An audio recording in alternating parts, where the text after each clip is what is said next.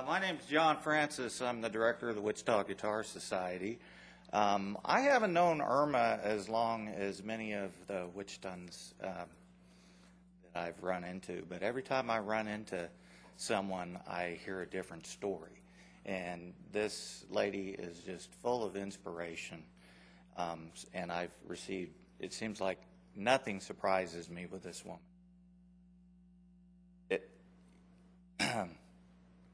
When she first came here in 1927, she came here after finishing up with a civil service exam and went straight to work for the Department of Agriculture. So she was part of the team that pretty much eradicated the Haitian fly, which was devastating the crops in Kansas. So, you know, you can add that. But when she came here, she was very young, and she came from New Mexico. In fact, she was born in Amarillo, Texas, moved to New Mexico before New Mexico was a state. So she re-immigrated to the United States when she came to Great Bend.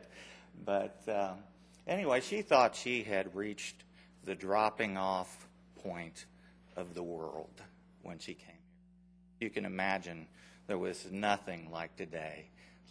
But she had the imagination to make it work. And with her sister, they went to the World's Fair, I believe it was in 1933. Her sister was Miss Wichita, represented Wichita. She was a beauty herself.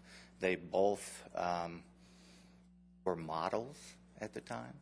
And in 1933, at that World Fair, she became inspired to become a poet, and we were all fortunate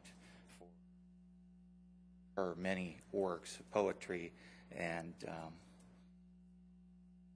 that field. But that wasn't enough for her.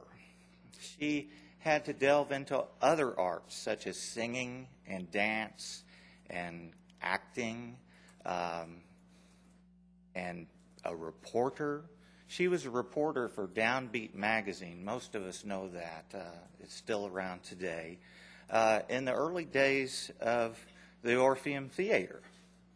Now, looking at her today, I believe she's held up pretty good, you know, maybe better than the Orpheum. You know, we're having to sink millions of dollars into that structure. But she interviewed artists such as Louis Armstrong before. I mean, he performed in a tent out on the west side of town, you know. And she met artists such as Ella Fitzgerald when she was there, and she counted close friends, Count Basie and Frank Sinatra. Many, many stories you hear about this woman, you know, over the years. Wonderful. And then she became a guitarist, and she took up the classical guitar, and she championed its cause, and she became a dear friend of Ray De La Torre, Dick Dyer Bennett, when she studied in Aspen, Colorado in '49. And she was such a close friend to this Ray De La Torre that every time he had a concert tour, he came in from Cuba, and he would stop by the Wassalls, and he premiered, actually, the great concerto that is performed here in Wichita most often, the Concerto de Aranjuez. He premiered it in the United States with the Cleveland Symphony. But before he did that, he premiered it in Irma's living room. Well, it only became natural that she would want to present him to Wichita. And that is how the Wichita Guitar Society came about. And that is why I came into her life, because after 20-some years, it was so much for her. With all of, I mean, she was recognized by the, I don't know how many times in the newspaper, but one thing that I thought was really cute, one story, was that she was stricken with so much talent. And I believe that to be true.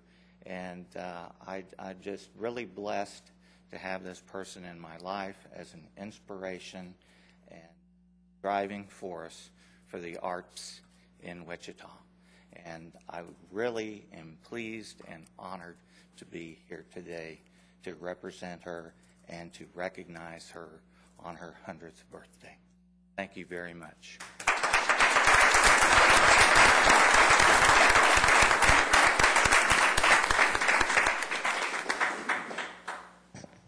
So as you can see, today is a special day for a special lady. Thank you.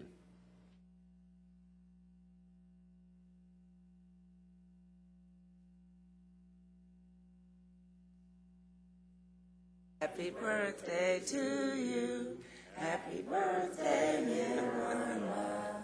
Happy birthday to you.